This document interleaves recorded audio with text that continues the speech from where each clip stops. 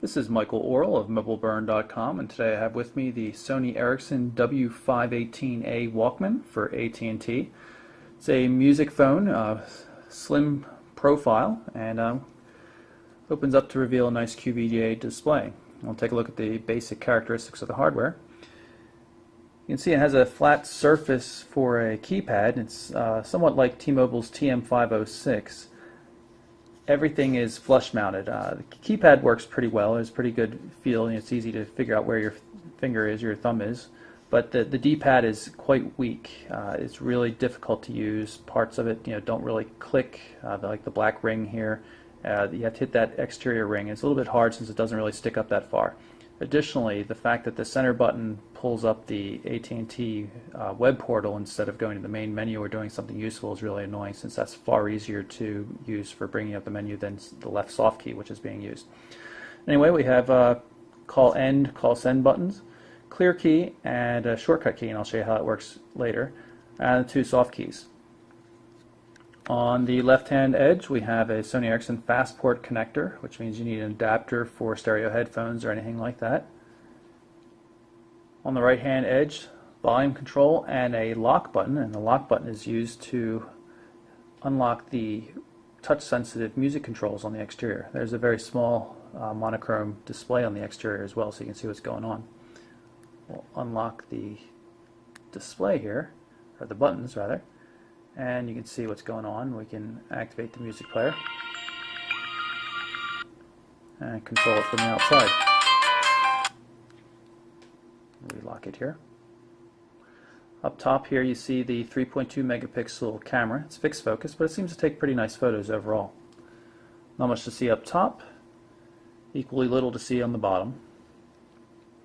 On the back here, fairly plain. My only comment would be that the M2 memory stick card is underneath the rear cover, and the rear cover is actually a bit of a pain to remove. It doesn't slide off. It has to be pried off from the side.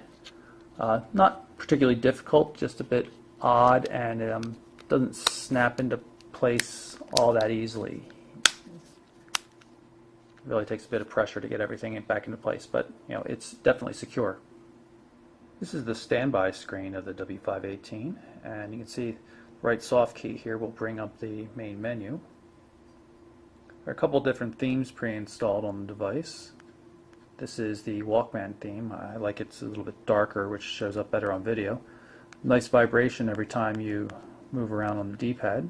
And you can also use the number keys as shortcuts for the menu items. So if I hit this bottom right hand corner button, the pound button, it'll take me to settings, which is bottom right hand corner of the main menu. Very nice menus on the Sony Ericsson feature phones in general. You can see everything's very nicely animated. Tabbed interface, very well organized, very pretty as well.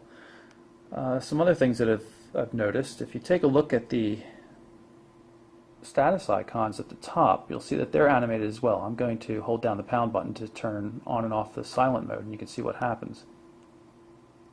See how it just kind of bops in there, and then you turn it off. Everything slides back into place. Really quite slick. Minor detail, but shows that Sony Ericsson's actually looking at these things. This is the shortcut menu, which is brought up with this little button here next to the D-pad. You can see it lists missed events. We've got an AOL instant message, text message, some missed calls. Jump over the D-pad here and you can see internet bookmarks. Shortcuts, these are user definable. You can send them to your favorite features. And then it's also running applications. We're going to click on Facebook here, bring up the Facebook application. You can see it shows status updates and things like that. I'm not a big Facebook user, so I can't tell you how great it is or not, but it appears to work for me. While you were looking away, I changed the home screen so as it's enabled with Facebook updates. So now you can actually see status updates directly on your home screen all the time, and the left soft key now will bring up Facebook directly. You can see I can move through the status updates here and hit the center button to go back home.